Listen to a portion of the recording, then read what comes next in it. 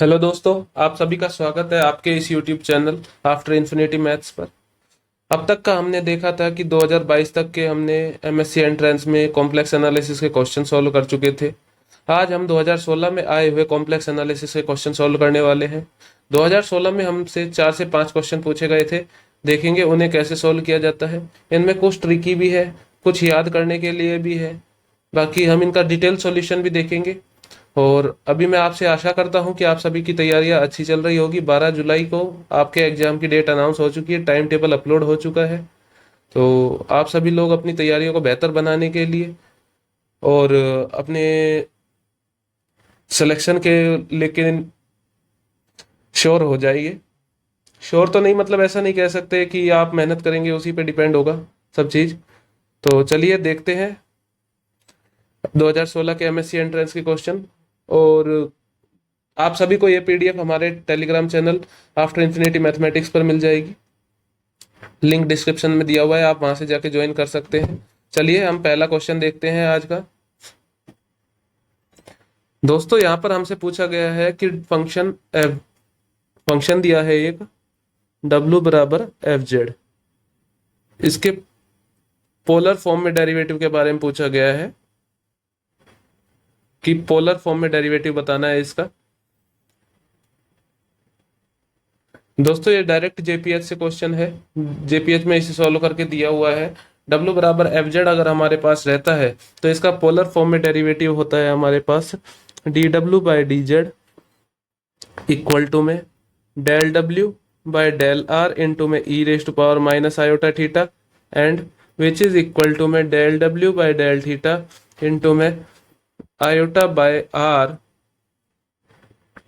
E raise to power minus iota theta negative symbol के साथ ये होता है। ये तो डायरेक्ट आप याद कर सकते हैं, तो याद कर लीजिए। इसका अगर हम प्रूफ देखें तो चलिए देखते हैं प्रूफ। इसके हिसाब से तो हमारे पास option number D correct answer है। चलिए अब प्रूफ देखते हैं। प्रूफ देखने के लिए W बराबर हमारे पास गिवन है एफ ऑफ जेड। तो D W by D Z which is equal to में del W by del X which is equal to में del W by del R into में del are by del X plus del W by del theta into में del theta by del X. तो हम यहां से देखेंगे are हमारे पास होता है एक्स बराबर आर कोस थीटा होता है। तो आर हमारे पास हो जाता है root of x square plus y square. देखिए आर हमारे पास होता है root of x square plus y square. तो वो हमारे पास हो जाएगा 2x अपॉन में x square plus y square del are by del x.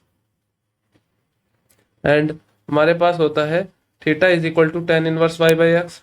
Theta is equal to हमारे पास होता है tan inverse y by x. तो del theta by del x हमारे पास हो जाएगा। तो इसको हम सोल्व करने जाएंगे।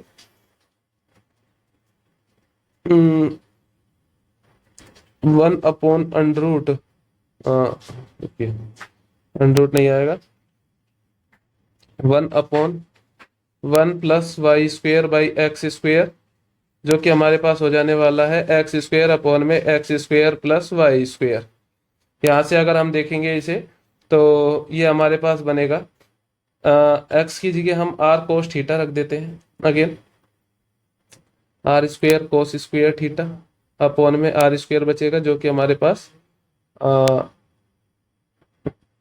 एक मिनट रुकिए, del X by del theta हमारे पास इंटू में वाई बाई एक्स का होगा हमारे पास माइनस के वाई अपॉन एक्स स्क्वेयर। ठीक है, तो यहाँ से आ जाएगा हमारे पास आर साइन थीटा अपॉन में R square cos square theta into के minus one by x square. तो हमारे पास जो सॉल्यूशन आने वाला है minus of sine theta by are. तो आर स्क्वेयर से R square cancel out, cos square theta cos square cancel out, R से R cancel out, minus sine theta by R हमारे पास आंसर आ चुका है del theta by del X. यहाँ से हम करेंगे two are cos theta divided by R under root of R square which is equal to में two are cos theta divided by are. तो ये हमारे पास आ चुका है नहीं, del are by del x होगा 1/2 रूट, पावर सबसे पहले पावर बाहर आएगी और उसके बाद पावर में से कम हो जाएगा, तो ये 2 से 2 कैंसिल आउट हो जाएगा। तो हमारे पास बचने वाला है यहाँ पे R cos theta by R, which is equal to में कोस थीटा। जब हम इधर डायरेक्टली पुट करेंगे इक्वेशन नंबर 1 में, तो हमारे पास निकल के आता है D W by D Z is equal to में D W by D Z is equal to में cos theta, del W by del R into cos theta, del W by del R into में cos theta, minus of sine theta by R रखेंगे, del W by del theta की जगह, और del theta by del del Z की, del X की जगह, and del W by del theta, और del W by del theta. हमें पता है डब्ल्यू बराबर होता है हमारे पास यू प्लस आयोटा वी, तो हम यहाँ से लिखेंगे D W by D theta is equal to में del W by del are cos theta minus sine theta by r into में, ये हमारे पास हो जाएगा del u by del theta plus iota del v by del theta. Since अब हम यहाँ से इनको चेंज कर लेंगे, किसका यूज करके, C R equation in polar form. Polar form में सी आर इक्वेशन के लिए हमारे पास, मैंने बताया था आपको, सबसे पहले आपको लिख लेना है u r we r, you r v theta v r u theta, equal symbol लगाया, थीटा के साथ दोनों तरफ 1/r किया, एंड वी आर वाले में नेगेटिव सिंबल लगा दिया। ठीक है, तो अब हम देख लेंगे कि u theta del u by del theta, इसकी वैल्यू हमारे पास होती है -r इंटू वी आर। तो हमारे पास आज गया है ये D W by D theta बराबर में del W by del R into में cos theta minus sine theta, दोनों तरफ से आर बाहर आने वाला है, हमने आर पहले देखते हैं, minus r we r plus v theta की जगह हम लिख लेंगे आर यू आर आयोटा। ऐसे डब्लू को हम यू प्लस आयोटा भी लिखेंगे, तो यहाँ तो हमारे पास हो जाएगा U R plus iota V R cos theta minus R से हम बाहर ले लेंगे तो इसको लिख देंगे minus of sine theta into में, माइनस और कॉमन ले लेंगे हम, तो ये आ जाएगा हमारे पास R we R minus iota R you R, जो कि हमारे पास बचेगा यू आर को अलग लेंगे, ये होगा हमारे पास कोस थीटा माइनस, ये आर तो कैंसिल बाहर ले ही चुके हैं हम, तो आर यहाँ क्यों लिखा है, ये आर हो गया कोस थीटा माइनस, एक मिनट, ये आर भी यहाँ से हट जाए क्योंकि हमने आर कॉमन लेके कैंसिल आउट कर दिया है, तो cos theta minus iota sine theta plus V R into में cos theta iota cos theta plus sine theta, तब यू आर इंटू में E rest to power minus iota theta plus iota into में V R, iota से iota square से multiply कर देंगे और यहाँ माइनस से मल्टीप्लाई कर दिया, इंटू में iota cos theta plus sine theta, iota से अंदर मल्टीप्लाई कर देंगे तो हमारे पास हो जाने वाला है ये यू आर इंटू में E rest to power minus iota theta.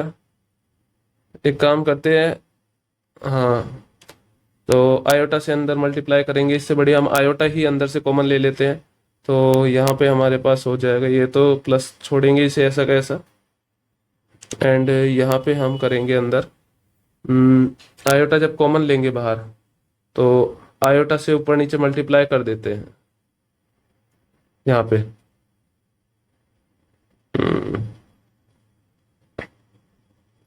कैसे होगा, यहाँ से जब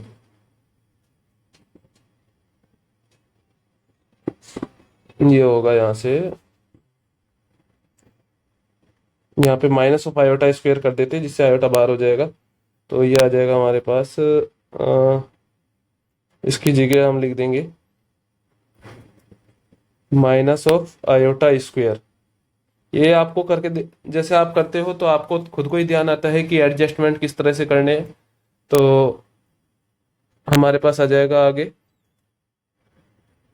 plus iota V R into में cos theta minus iota sine theta, which is equal to हो जाएगा हमारे पास यू आर इंटू में E raise to power minus iota theta plus V R iota V R into में E raise to power minus iota theta. तो ये हमारे पास आ जाएगा U R plus iota V R into में E raise to power minus iota theta which is same as del W by del are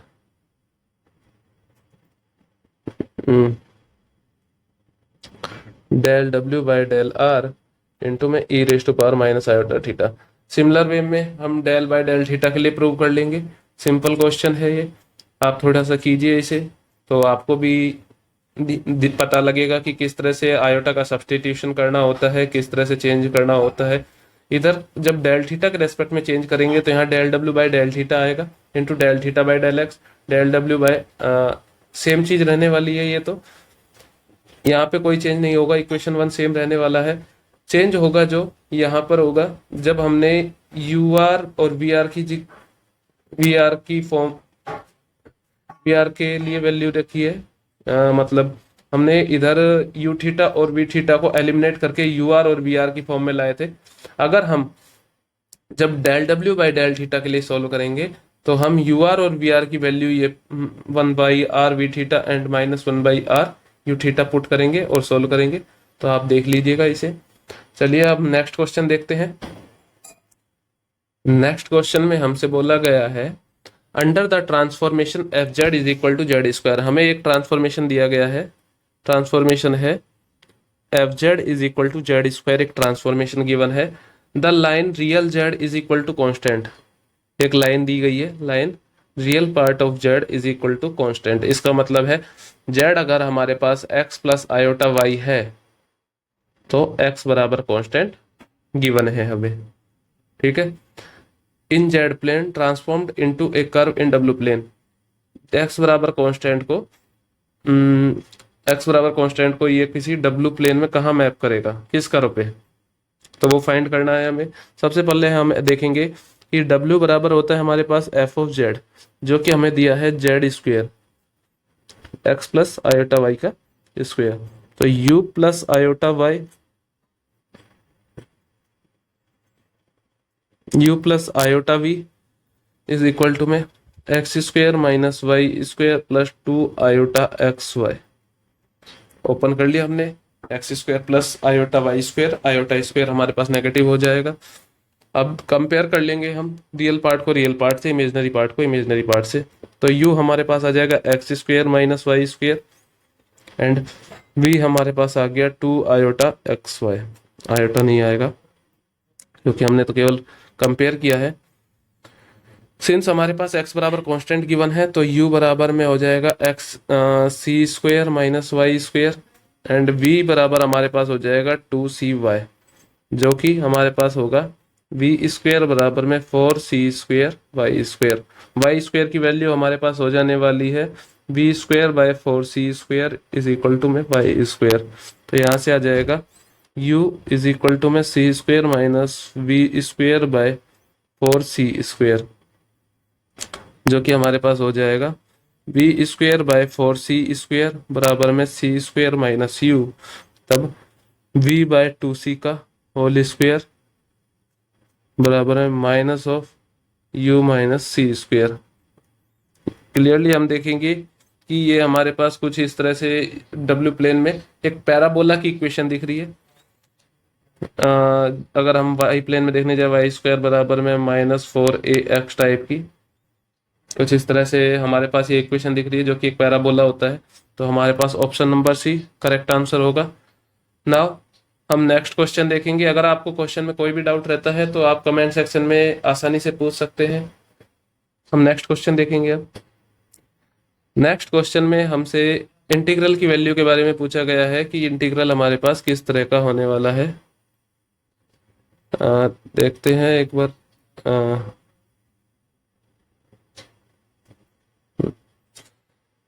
60 number question में हमसे integral की वैल्यू के बारे में पूछा गया है। तो सबसे पहले हम देखेंगे कॉची फॉर्मूला क्या होता है, फिर जनरलाइज्ड कॉची फॉर्मूला, क्योंकि ये सभी चीजें उसी पर डिपेंड कर रही है। सबसे पहले कॉची कॉची फॉर्मूला हमारे पास होता है F of Z is equal to में एन फैक्टोरियल नहीं आएगा, 1/2 पाई इंटीग्रेशन 0 टू कोई कांस्टेंट कोई curve C F Z D Z upon mod of Z minus A, कि हमारे पास कोई कर्व सी है जिसके ऊपर एफ जेड क्लोज कंटूर में एनालिटिक है, केवल एक पॉइंट को छोड़कर, ए को छोड़कर। तो हमारे पास इंटीग्रेशन इस तरह से दिया जाता है।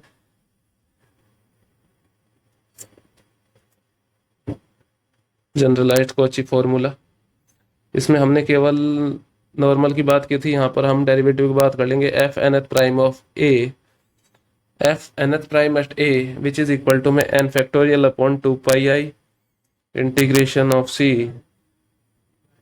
F Z D Z upon में जेड माइनस ए की पावर n+1। तो यहाँ पर भी हमें कुछ इसी तरह की क्वांटिटी गिवन है, n factorial upon 2 pi i mod z is equal to 2, zero है जो mod z is equal to 2 के इन साइड में लाई करता है, एंड एफ जेड की वैल्यू हमारे पास गिवन है e raise to power z. तो हमसे पूछा गया है n factorial upon 2 pi i integration mod z is equal to 2 e raise to power z D Z upon में मोड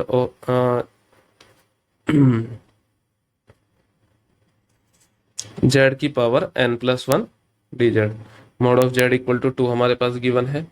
तो हमारे पास आ जाएगा इसका solution N factorial upon 2 pi.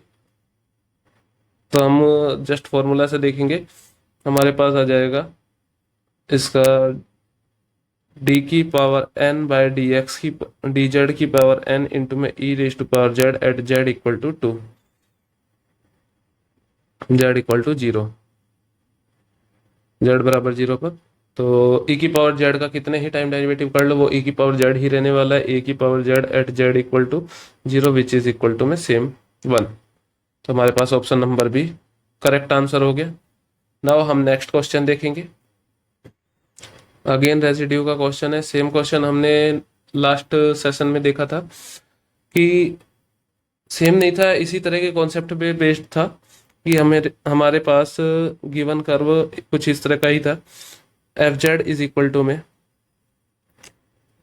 Sign 2z divide by z+1 का क्यूब, ये हमारे पास एफ जेड गिवन है। तो हमसे पूछा गया है residue at z equal to 1 पर, हमसे रेजिड्यू के बारे में पूछा गया है। सबसे पहले हम देखेंगे z इक्वल टू -1 पर, z इक्वल टू -1 पर हम देखेंगे कि पोल है हमारे पास 3 ऑर्डर का है, क्लियरली हम देख सकते हैं। तब आगे हम देखेंगे पोल के ऊपर रेजिड्यू निकालने के लिए हमारे पास फॉर्मूला था residue at z is equal to -1 which is equal to में limit of z tends to -1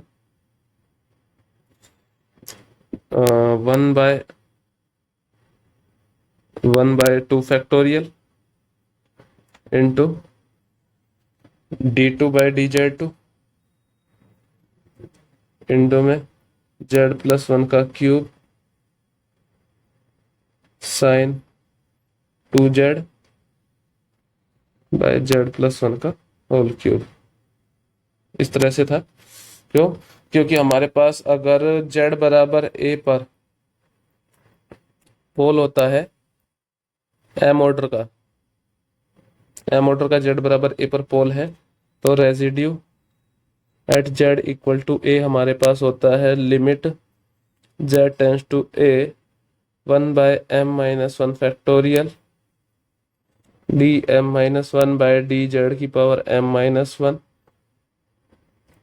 z minus a की पावर m इंटू में एफ जेड, इस तरह से निकालते हैं। तो हम इसे सॉल्व करेंगे तो वो हमारे पास आ जाएगा limit z tends to 1, z+1 की क्यूब से z+1 का क्यूब कट गया है, दो बार डेरिवेटिव करना है, 1/2 इंटू में दो बार डेरिवेटिव करना है। साइन 2z का फर्स्ट टाइम डेरिवेटिव करेंगे तो साइन 2z में cos 2z हो जाएगा एंड 2z का 2, तो वो हमारे पास फर्स्ट टाइम डेरिवेटिव करने पर 2 cos 2z आता है। अगर हम सेकंड टाइम डेरिवेटिव करेंगे तो 2 तो कांस्टेंट है, वो ऐसा का ऐसा रह जाने वाला है। cos 2z का हमारे पास हो जाएगा माइनस साइन 2z और 2z का अगेन 2, तो वो आ जाएगा -2 sine 2z which is equal to में -2 साइन 2। तो हमारे पास -2 साइन 2, ऑप्शन नंबर बी हमारे पास करेक्ट आंसर होगा। सिंपल क्वेश्चन था, आप थोड़ा ध्यान से करेंगे तो सही रहेगा। कुछ कैलकुलेशन मिस्टेक हो सकती है, आप एक बार चेक कर लीजिएगा, और जो भी डाउट हो आप कमेंट सेक्शन में आसानी से पूछ सकते हैं। हम नेक्स्ट क्वेश्चन देखेंगे। क्वेश्चन नंबर 62 में हमें एक फंक्शन f(z) गिवन है और पूछा गया है integration of f(z) by f(z) dz of c which is equal to, इसके बारे में पूछा गया है। हमारे पास होता है इसकी वैल्यू 2πi इंटू में n-p होती है, जहां पर n हमारे पास होता है number of zeros of f(z) in c inside c and p हमारे पास होता है number of poles of f(z) inside c। तो क्लियरली हम देख सकते हैं हमारे पास जो f(z) है वह हमारे पास है z की power 5 plus 3 iota Z square, z की power 5 plus 3 iota Z square plus 2z plus iota -1 plus 2z plus iota -1 divided by z plus Z square plus 4 की पावर 2। हम देखेंगे पोल्स के लिए हमारे पास जो कर्व सी गिवन है, mod of z minus mod of z is equal to हमारे पास 3 गिवन है, मतलब हमारे पास जो कर्व है वो एक 3 रेडियस का सर्किल है।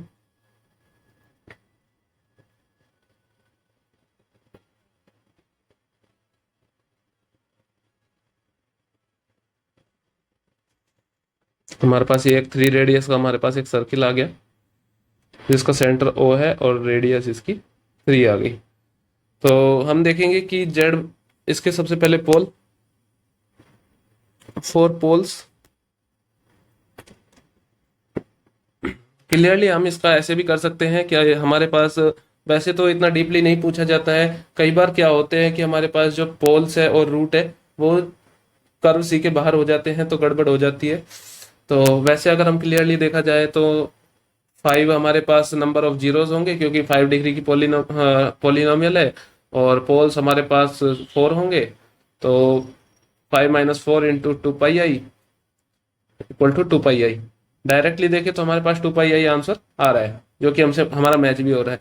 लेकिन हम एक बार कंफर्म कर लेते हैं कि पोल हमारे पास है कितने एग्जैक्टली।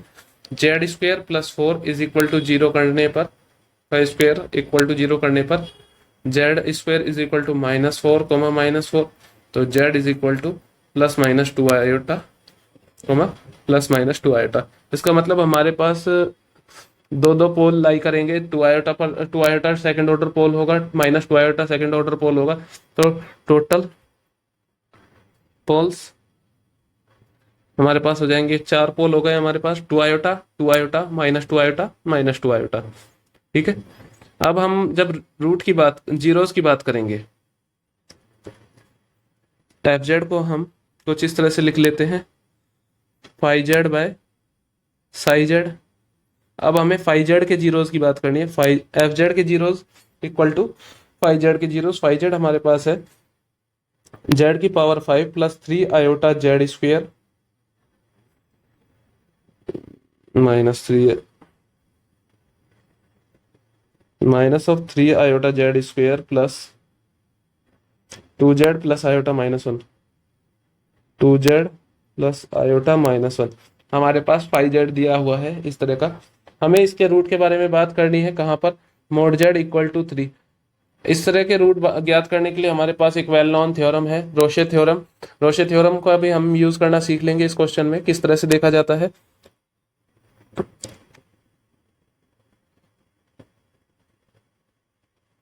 अगर हम फाई जेड कोई हमारे पास गिवन फंक्शन इस तरह से है कि mod of g z is less than mod of h z, हमारे पास जो गिवन डोमेन है mod z equal to c कोई कांस्टेंट है, गिवन डोमेन में mod of g z is less than equal to में मोड ऑफ एच जेड है, then g z and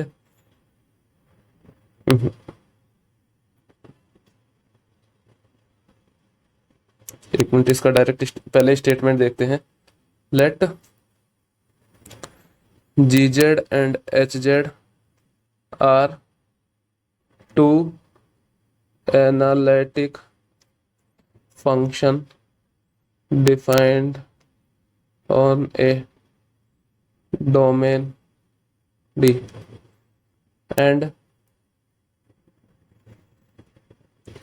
define on a domain D such that, किस तरह से define है, such that mod of gz is less than equal to mod of hz, then hz and hz plus gz have same number of roots in domain D.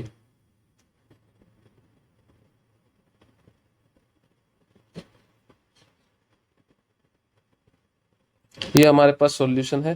देखेंगे इसे किस तरह से है। जब हमारे पास 5z गिवन है, z की power 5 minus 3 iota Z square plus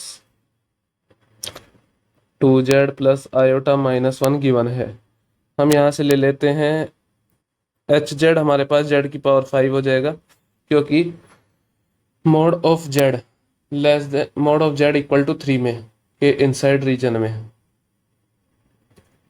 and g z हमारे पास हो जाएगा माइनस के 3 iota z square plus 2z plus iota minus 1, और मोड जेड इक्वल टू 3 के रीजन में हम देखेंगे mod of g z always less than equal to mod of h z. यहाँ से हम ये देखेंगे, ऐसा करने पर हमें मिलता है कि h z and phi z have same number of roots,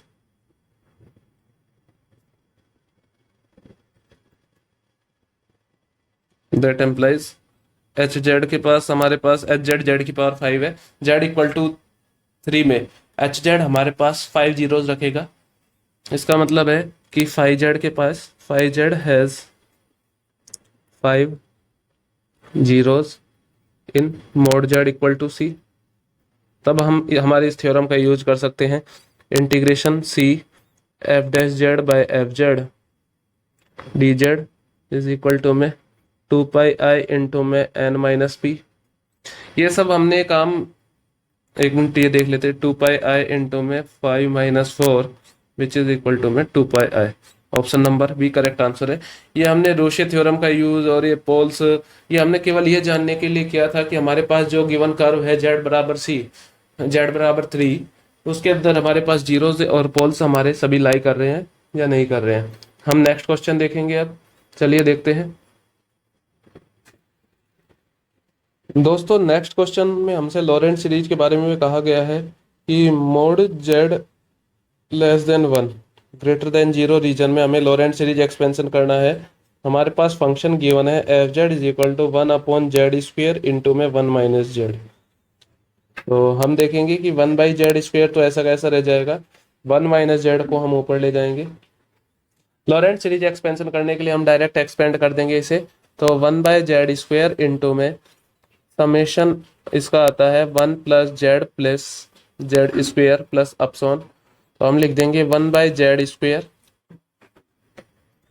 into summation of z raise to power n is equal to 0 to infinity, जो कि हमारे पास आ जाएगा 1 by z square plus 1 by z plus summation of z raise to power n, n is equal to 0 to infinity.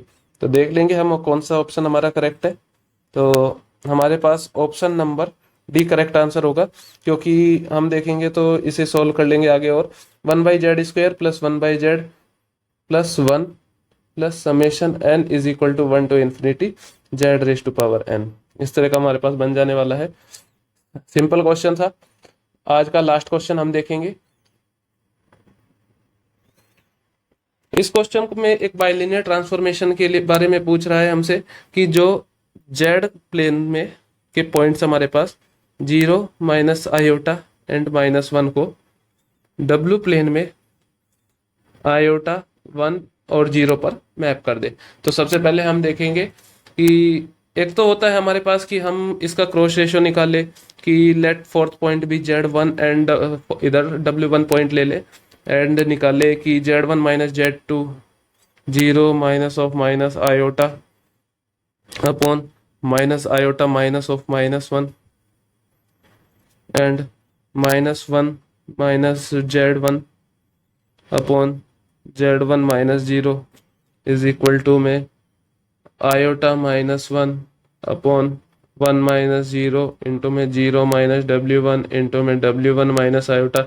एक तो ये होता है कि हम क्रॉस रेशो वाले तरीके से इसे सोल्व करें और W और Z में कोई फंक्शन लिया है, W को Z की फॉर्म में ला करके हम इसका सॉल्यूशन फाइंड आउट कर लें।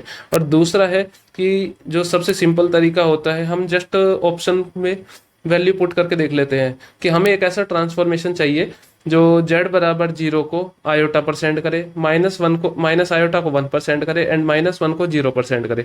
तो सबसे पहले हम z बराबर 0 पुट करके देखते हैं। z बराबर 0 पुट करने पर हमें यहाँ से w मिल रहा है -1, तो हमें हमें चाहिए था आयोटा, हमें मिला है -1। तो ऑप्शन नंबर ए कैंसिल हो गया हमारा। z बराबर 0 पुट करने पर हमें मिला है w बराबर, नेक्स्ट क्वेश्चन में 1, तो ऑप्शन नंबर बी भी कैंसिल आउट हो गया। z बराबर 0 पुट करने पर हमें minus iota, option number c भी कैंसिल आउट हो गया। z बराबर 0 पुट करने पर हमें w बराबर आयोटा मिल गया। तो ऑप्शन नंबर डी हमारे पास करेक्ट आंसर होगा। मैंने आपको दोनों तरीके से इसका सॉल्यूशन बता दिया है, कि अब आप पे डिपेंड करता है कि आप इसे किस तरह से करते हैं। चलिए, आज के इस सेशन में हमने 2016 के क्वेश्चन कर लिए। अब तक हमने 2016 से 2022 तक के कॉम्प्लेक्स एनालिसिस की सीरीज कंप्लीट कर ली है। अब आप मुझे नेक्स्ट टॉपिक सजेस्ट कर दीजिएगा कमेंट सेक्शन में कि नेक्स्ट वीडियो किस टॉपिक पर बनाना है। आपको अच्छा लगा है वीडियो तो चैनल को सब्सक्राइब करें, लाइक करें, अपने दोस्तों के साथ शेयर करें। आपके एग्जाम जल्द ही आने वाले हैं। और ये जो लेक्चर सीरीज है प्रीवियस ईयर क्वेश्चन सॉल्व की, ये आप सभी को CU, DU, BHU, हर तरह के MSc entrance exam, even CSIR, NET, JAM, इन सब में भी हेल्पफुल होने वाली है।